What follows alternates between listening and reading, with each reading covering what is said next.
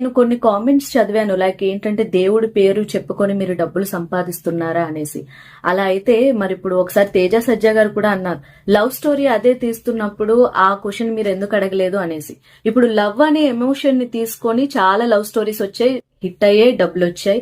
At the same time దెయ్యం మీద కూడా ఒకనొక టైంలో ఆ హారర్ మూవీస్ ట్రెండ్ అనేది నడిచింది. సో అప్పుడు దెయ్యం పేరు పెట్టి డబ్బులు సంపాదిస్తున్నట్ట? అదేం కాదు కదా. ఇప్పుడు దెయ్యం సినిమాలు తీసేది కూడా ఒక ఎమోషన్ కోసం, ఫియర్ అనే ఎమోషన్ కోసం.